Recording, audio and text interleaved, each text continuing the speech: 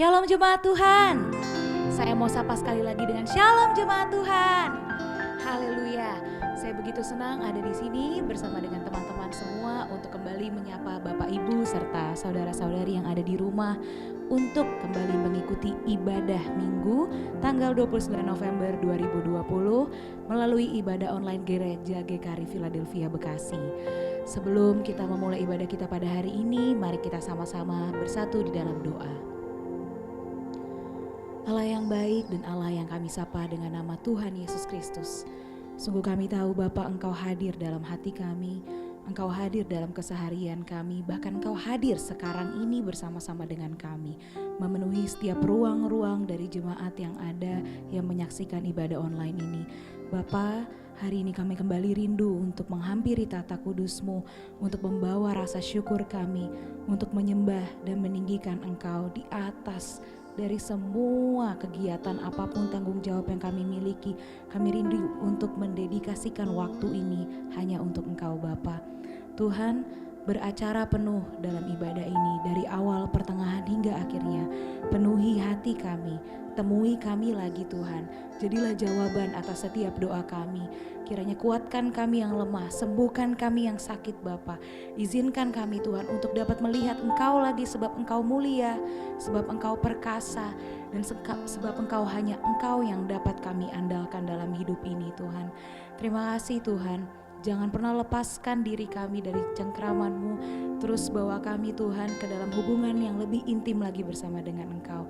Inilah kami yang siap untuk beribadah pada hari ini, yang sama-sama percaya katakan amin. Haleluya. Kita akan sama-sama memuji Tuhan. Kita akan angkat satu pujian, Kau Tuhan besar.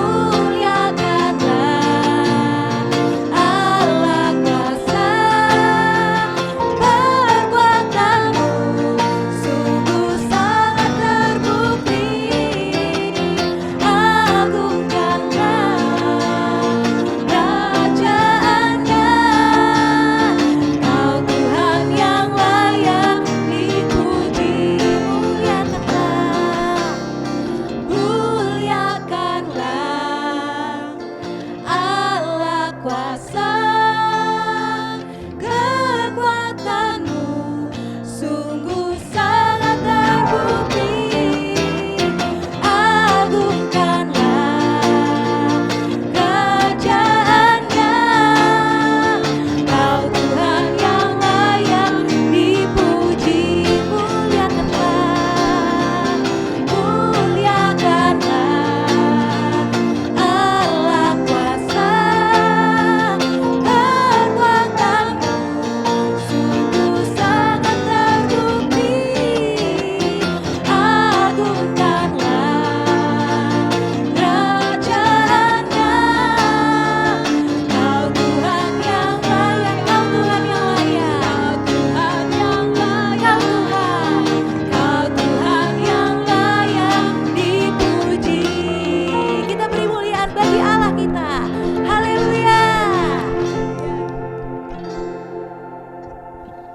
tiba saatnya kita akan memasuki penyembahan.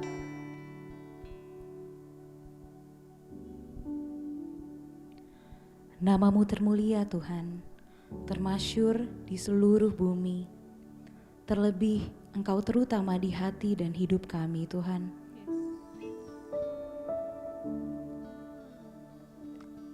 Waktu-Mu tepat dan waktu-Mu yang terbaik.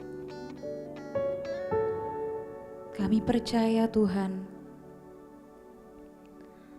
walaupun kami belum mengerti apapun yang terjadi saat ini, itu tidak mengubah bahwa Engkau tetap baik dalam hidup kami. Dan kuasa-Mu masih terlebih besar mengatasi semua pergumulan kami, mengatasi semua situasi kami.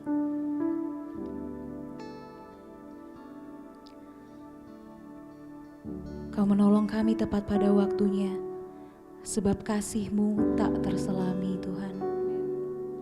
Rencana-Mu di luar dari apa yang kami pikirkan. Terlalu dalam untuk dimengerti Engkau Yesus. Kami rindu untuk mengenal Engkau lebih dalam lagi Bapa. Terima kasih Tuhan.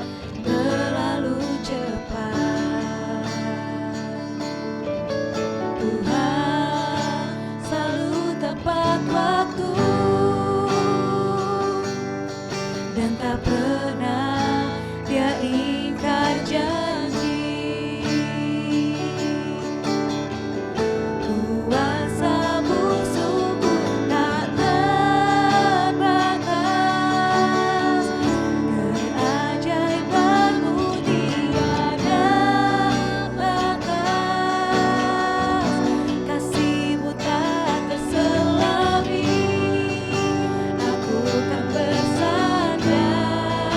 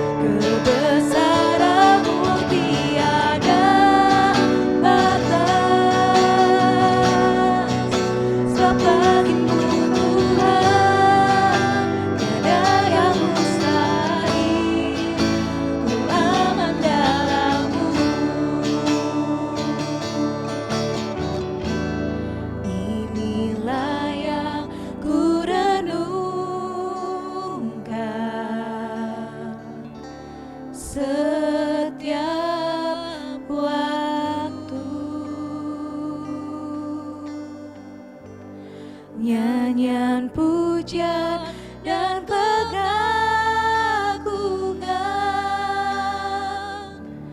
kepadamu.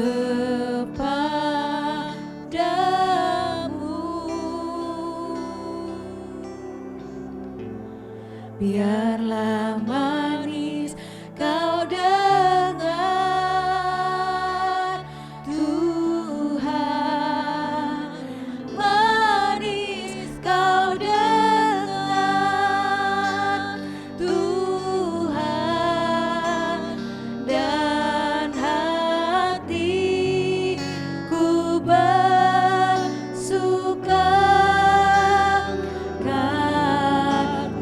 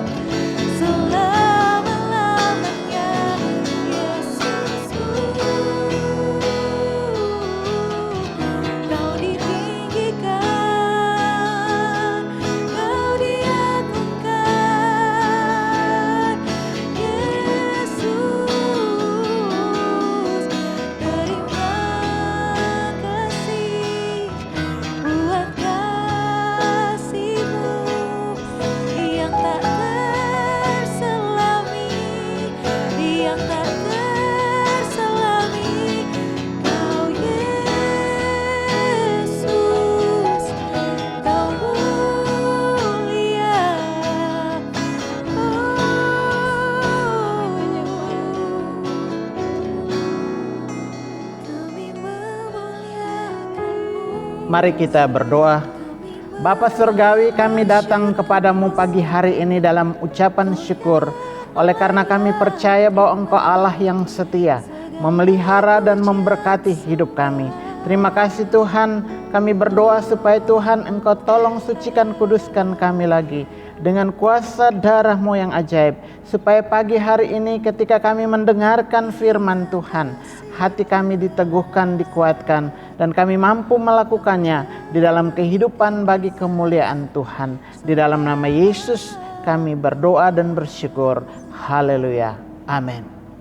Bapak, Ibu, dan saudara-saudara yang kekasih, firman Tuhan untuk kita pagi hari ini dari 2 Raja-Raja pasal 5 ayat 1 sampai ayat yang ke-27 dengan tema tidak terselami.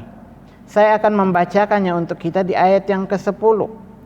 Elisa menyuruh seorang suruhannya kepadanya mengatakan, "Pergilah, mandi 7 kali dalam sungai Yordan, maka tubuhmu akan pulih kembali sehingga engkau menjadi tahir." Sampai sedemikian firman Tuhan untuk kita. Bapak, Ibu, dan saudara yang kekasih di dalam Tuhan, awal dari kisah kesembuhan Naaman dimulai dari cerita seorang anak perempuan tawanan yang menjadi pelayan istri Naaman. Bahwa di Samaria ada nabi yang dapat menyembuhkan tuannya. Kesaksian pelayan ini ditanggapi baik oleh Naaman, dan hal itu disampaikannya kepada raja. Pada waktu itu Raja Ben-Hadad, dan atas persetujuan raja, Naaman pergi ke Samaria dengan membawa surat pengantar raja dan berbagai persembahan yang dipersiapkan untuk dipersembahkan kepada Nabi Elisa dengan harapan agar dia, Naaman, disembuhkan. Itu dapat kita lihat, dia memberi 10 talenta perak, 6.000 shikal emas, dan 10 potong pakaian. Siapa itu Naaman? Di dalam pasal 5 ayat 1 kita temukan bahwa Naaman adalah panglima Raja Aram. Dia adalah seorang terpandang yang sangat disayang oleh tuannya. Seorang pahlawan tentara, tangan kanan raja, tetapi sakit kusta. Kedatangan Naaman ke Samaria membuat raja terkejut, sehingga ia mengoyakkan pakaiannya dan berkata, "Allahkah aku ini yang dapat mematikan dan menghidupkan, sehingga orang ini mengirim pesan kepadaku supaya kusembuhkan seorang dari penyakit kustanya?" Bapak, Ibu, dan saudara, penyakit kusta pada zaman itu adalah penyakit yang sangat menjijikkan, yang ditakuti oleh orang-orang karena tidak dapat disembuhkan. Raja berprasangka bahwa kedatangan Naaman hanya ingin mencari gara-gara, karena memang pada waktu itu hubungan antara Aram dan Israel adalah sebagai musuh. Sikap Raja Israel ditanggapi baik oleh Elisa dengan meminta agar Naaman datang kepadanya dan disembuhkan. Kedatangan Naaman tidak disambut oleh Elisa, tapi oleh seorang suruhannya, Gehasi, dengan pesan agar Naaman pergi dan mandi 7 kali dalam sungai Yordan. Bapak, Ibu, dan saudara-saudara yang kekasih di dalam Tuhan Yesus Kristus, sambutan dan perintah Nabi Elisa membuat Naaman yang adalah seorang terhormat di Aram menjadi gusar dan panas hati. Dia tersinggung atas apa yang disampaikan oleh Elisa. Karena bagi Naaman, sikap Elisa adalah sesuatu penghinaan. Elisa tidak menghormatinya sebagai orang yang dipandang di negaranya. Bagi Naaman, perintah Elisa itu adalah sesuatu yang salah, yang keliru, yang tidak masuk akal, aneh, dan tidak sesuai dengan apa yang menjadi harapannya. Namun karena himbauan dan nasihat pegawai-pegawainya, akhirnya Naaman menuruti apa yang diperintahkan kepadanya. Sehingga seluruh tubuhnya dipulihkan seperti tubuh seorang anak. Naaman menjadi tahir. Bapak, Ibu, dan saudara-saudara, setelah Naaman melihat tubuhnya kembali sehat, dia datang kepada abdi Allah, Elisa, dengan pengakuan, sekarang aku tahu bahwa di seluruh bumi tidak ada Allah kecuali di Israel. Sekarang aku tahu bahwa di seluruh bumi tidak ada Allah kecuali di Israel. Karena itu terimalah kiranya suatu pemberian dari hamba-Mu ini. Tetapi Bapak, Ibu, dan saudara, Elisa tidak menerimanya. Naaman memberikan suatu statement atau pengakuan bahwa dia tidak lagi akan mempersembahkan korban bakaran atau korban sembelihan kepada Allah lain kecuali kepada Tuhan, dan dia memohon pengampunan atas semua dosa-dosanya. Rasanya apa yang terjadi pada Naaman tidak dapat diselami hanya dengan pengertian manusia yang terbatas. Namun hal itu dapat terjadi oleh karena sekali lagi di dalam Yesaya pasal 55 ayat 8 dan 9 firman Tuhan katakan, sebab rancanganku bukan rancanganmu dan jalanmu bukan jalanku. Demikian firman Tuhan, seperti tingginya langit dari bumi, demikianlah tingginya jalanku dari jalanmu dan rancanganku dari rancangan. Itu berarti bagi Tuhan dan bagi orang percaya tidak ada yang mustahil. Karena itu untuk melihat yang tak terselami menjadi kenyataan, maka kita harus memperhatikan bagian yang pertama. Di dalam ayat yang kedua firman Tuhan katakan, orang Aram pernah keluar bergerombol dan membawa tertawan seorang anak perempuan dari negeri Israel. Ia menjadi pelayan pada istri Naaman. Berkatalah gadis itu kepada nyonyanya, sekiranya tuanku menghadap nabi yang di Samaria itu, maka tentulah nabi itu akan menyembuhkan dia dari penyakitnya.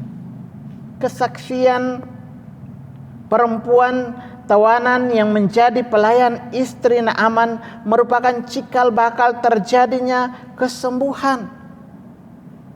Karena itu bagian yang pertama dikatakan ada kesaksian. Kesaksian artinya memberi kesaksian atau informasi, berita, kabar baik tentang Injil Yesus Kristus kepada orang lain. Hal ini dapat dilakukan oleh setiap orang percaya yang telah mengalami dan merasakan kasih Tuhan. Dan itu dapat kita lakukan di dalam kehidupan kita hari lepas ke sehari. Di rumah, di tempat tugas, di mana saja. Dalam kehidupan kita masing-masing dengan cara yang baik, sopan dan benar. Kita diminta untuk menyaksikan kebaikan-kebaikan Tuhan, bukan berita-berita hoak yang menakutkan, yang mengancam, yang membuat kegaduhan dan berbagai hal yang lain. Karena itu firman Tuhan katakan di dalam 2 Timotius pasal yang keempat ayat 1-5 dikatakan, di hadapan Allah dan Kristus Yesus yang akan menghakimi orang yang hidup dan yang mati, aku berpesan dengan sungguh-sungguh kepadamu demi penyataannya dan demi kerajaannya. Beritakanlah firman, siap sedialah baik atau tidak baik waktunya. Nyatakanlah apa yang salah, tegurlah dan nasihatilah dengan segala kesabaran dan pengajaran.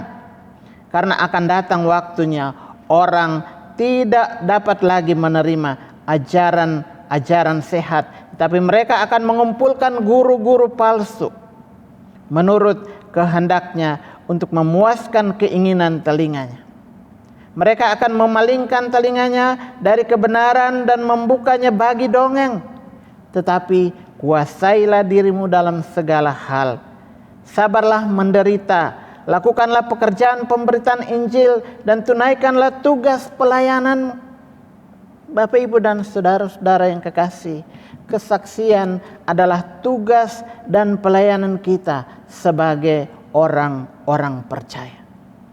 Kesaksian kita akan menjadi suatu yang berarti bagi orang lain. Karena itu jangan pernah merasa kecil dan tak berarti di dalam hidup. Karena kita adalah garam dan terang yang Tuhan tempatkan di dalam kehidupan kita masing-masing untuk menjadi berkat. Saya, Bapak, Ibu, dan saudara-saudara ditempatkan Tuhan untuk menjadi berkat di setiap tempat di mana kita berada. Itulah kesaksian yang hidup. Bapak, Ibu, dan saudara-saudara, dalam situasi yang sulit hari-hari ini, biarlah kita tetap menyaksikan kebaikan Tuhan kepada sesama kita, agar mereka pun mengalami Tuhan dan kuasa pertolongannya yang ajaib. Sekali lagi, jangan menyaksikan hoak, berita-berita yang memprovokasi, yang menghancurkan. Tetapi kita harus menyaksikan kasih Tuhan yang indah, agar mereka dihibur, dikuatkan, mereka boleh mengalami ketenangan, hidup dalam damai sejahtera dan sukacita. Itulah kesaksian yang baik dan benar. Karena itu tetaplah bersaksi dengan mengingat firman Tuhan. Aku menanam, Apolos menyiram, tetapi Allah yang memberi pertumbuhan. Marilah kita melakukan tugas kita, menjadi saksi-saksi yang hidup. Dan lihatlah Tuhan bertindak untuk menolong kita seturut dengan kehendaknya. Bagian yang kedua yang kita renungkan pagi hari ini, hidup di dalam ketaatan. Ayat yang ke-14 dari bagian firman Tuhan ini dikatakan, maka turunlah ia membenamkan dirinya 7 kali dalam sungai Yordan sesuai dengan perkataan abdi Allah itu, lalu pulihlah tubuhnya kembali seperti tubuh seorang anak dan ia menjadi tahir. Hidup dalam ketaatan. Sikap Naaman yang tadinya gusar dan panas hati karena merasa tidak dihargai, tidak diperlakukan sewajarnya, pelayanannya tidak masuk akal, aneh dan tidak sesuai harapan, kini berubah dalam kesadaran penuh akan kuasa dan perbuatan Allah yang akan dialami dengan mengikuti saran dan nasihat pegawainya. Naaman belajar untuk taat, melakukan apa yang tidak harus ia lakukan, dengan tidak lagi mempertahankan harga diri, kedudukan sebagai orang penting dan terhormat, dengan mengikuti perintah Nabi Elisa. Bapak, Ibu, dan saudara-saudara yang kekasih, sebagai orang percaya, biarlah kita pun terus belajar melakukan kebenaran firman Tuhan yang disampaikan oleh hamba Tuhan, dan yang mungkin bertentangan dengan kehendak dan keinginan hati kita. Seringkali kita diajar untuk memberi diri dibaptis, karena baptisan adalah tanda pertobatan. Tetapi kita punya alasan, saya kan sudah dibaptis waktu kecil, sehingga saya tidak perlu lagi dibaptis. Tapi tahukah Bapak Ibu bahwa itu adalah firman Tuhan yang diajarkan kepada kita, bahwa baptisan adalah tanda pertobatan yang harus dilakukan oleh setiap orang percaya. Kita diajar untuk memberi persepuluhan, tetapi seringkali kita juga membantah dengan berbagai dalih. Tapi firman Tuhan katakan, ketika kita menaati firman Tuhan, kita memberi persembahan persepuluhan kepada Tuhan, maka kita akan melihat janji-janji Tuhan, berkat itu dinyatakan kepada kita. Firman Tuhan mengajarkan kita untuk melayani, tapi kadang-kadang kita pun tidak mau melakukannya dengan berbagai-bagai alasan. Menghormati orang tua dan sebagainya. Hal itu harus kita lakukan karena itulah bagian dari firman Tuhan yang diberikan kepada kita, supaya kita melihat bahwa di balik semua perintah dan ketaatan yang kita lakukan, ada dampak yang besar yang kita terima di dalam kehidupan.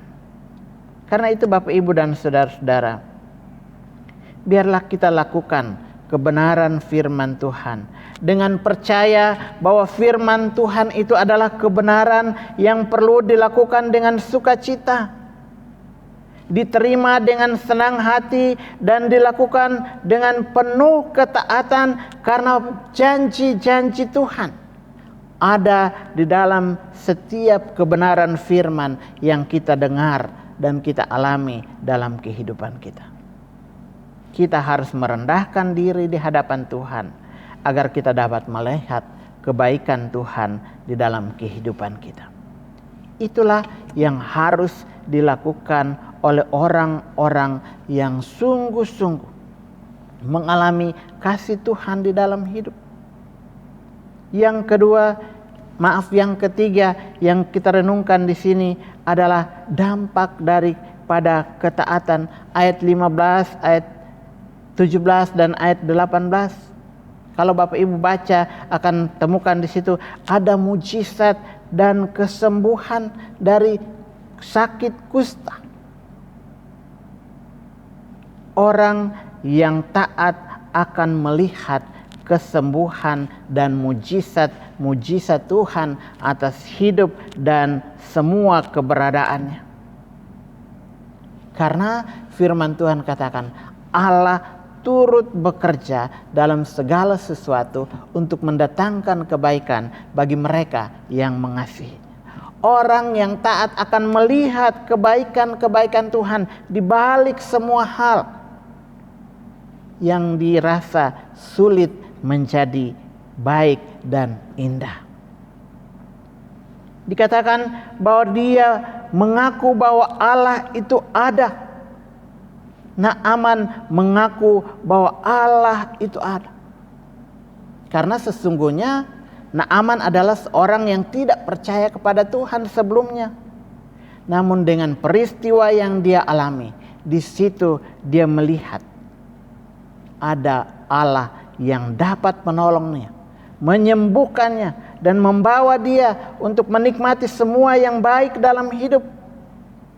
Percaya bahwa Tuhan itu ada, Dia berkuasa dan dapat melakukan segala sesuatu yang mustahil menjadi tidak mustahil. Inilah iman percaya kita kepada Tuhan. Dan tidak sampai di situ, dia menyadari keterbatasan, ketidaksempurnaan hidup, tahu bahwa dia membutuhkan Tuhan untuk dapat menolongnya, menyelamatkan dan menuntut hidupnya kepada kebaikan Tuhan yang sempurna dengan cara mengaku dosa. Naaman mengaku dosa dengan tekad, komitmen untuk tidak lagi menyembah Allah lain selain Allah Israel, Allah Abraham, Ishak, Yakub, yang adalah Tuhan Yesus, Juru Selamat dan Penyembuh, jawaban atas semua persoalan hidup. Karena itu Bapak, Ibu dan saudara-saudara, mari kita terus menyatakan iman kita di tengah-tengah dunia ini, bahwa kita adalah orang-orang yang dapat melihat yang tidak terselami itu menjadi kenyataan karena kebaikan Tuhan. kita harus menyaksikan berkat-berkat yang sudah kita alami di dalam kehidupan kita untuk sesama kita dengan sikap hati yang baik dan benar.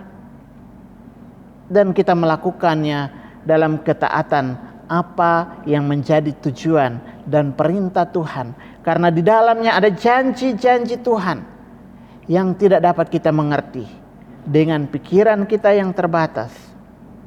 Karena itu, biarlah kebenaran firman Tuhan pagi hari ini memotivasi kita lagi untuk tetap percaya bahwa dalam situasi yang sulit sekalipun, Tuhan ada untuk mampu menolong saya, Bapak, Ibu, dan Saudara. Amin. Mari kita berdoa. Bapa Surgawi, kami datang kepadamu pada pagi hari ini, berterima kasih untuk semua kasih dan kebaikan Tuhan. Firman Tuhan yang memotivasi kami lagi untuk melihat bahwa kuasa Allah tidak pernah terbatas. Dengan caramu Engkau sanggup untuk melakukan segala sesuatu bagi kami, orang-orang yang taat dan setia, yang percaya dan menyaksikan kasih Tuhan di dalam kehidupan kami. Terima kasih Bapa, kami berdoa supaya Tuhan Engkau teguhkan firman-Mu menjadi berkat di dalam kehidupan memasuki minggu yang baru, di dalam tugas dan kerja. Kami berdoa supaya Tuhan mengawali kami dengan kuasa darah-Mu. Engkau membendung kami supaya kami dijauhkan dari berbagai kecelakaan, sakit, penyakit. Kami terpelihara dan semua yang kami kerjakan Tuhan buat berhasil. Yang sakit Tuhan sembuhkan, yang lemah Tuhan beri kekuatan dan penghiburan bagi setiap hati yang berduka. Kami berdoa menyerahkan hidup kami dalam tuntunan-Mu. Kami percaya negara dan bangsa kami ke dalam tangan berkat. Kami pun tahu Engkau Allah yang punya negara dan bangsa ini. Engkau telah mengangkat pemimpin-pemimpin kami. Karena itu mereka diberi hikmat, wibawa, kuasa dan kemampuan untuk mampu menjalankan tugas tanggung jawab dengan baik. Semua jajaran dari tingkat pusat sampai daerah-daerah, mereka mampu melakukannya oleh karena rasa hormat dan takut akan Tuhan. Kami berdoa supaya semua niat jahat orang yang ingin menghancurkan, memporak-porandakan negara dan bangsa, kami hancurkan dalam nama Yesus semua kekuatannya. Dan biarlah mereka boleh bertobat, percaya, mengaku Engkau sebagai Allah dan Tuhan, supaya lewat hidup mereka menyatakan damai dan sukacita di tengah-tengah kehidupan negara bangsa ini. Terima kasih Bapa, kami berdoa untuk hamba-hamba Tuhan, pelayanan pekerjaan Tuhan yang terjadi di mana-mana tempat di dunia ini. Tuhan pun memberkati supaya semuanya mendatangkan berkat bagi keselamatan isi dunia ini. Dan kami berdoa supaya di dalam mempersiapkan masa-masa Natal, semua gereja, anak-anak Tuhan, jemaat-Mu terpelihara, menikmati semua yang Tuhan sedang kerjakan, dan biarlah nama Tuhan ditinggikan. Ini hidup kami Bapa, kami persembahkan kepadamu di dalam nama Yesus Tuhan kami. Bapak, Ibu, dan saudara-saudara yang kekasih, arahkanlah hatimu kepada Tuhan, pulang dan terima berkat Tuhan. Tuhan memberkati engkau dan melindungi engkau. Tuhan menyinari engkau dengan wajah-Nya dan memberi engkau kasih karunia. Tuhan menghadapkan wajah-Nya kepadamu dan memberi engkau damai sejahtera. Kasih yang kekal dari Allah Bapa di dalam Kristus Yesus Tuhan, persekutuan Roh Allah yang kudus menyertai dan memberkati Bapak, Ibu, saudara-saudara sekalian sekarang sampai Maranatha, Tuhan Yesus datang kembali. Amin. Selamat hari Minggu, Tuhan Yesus memberkati.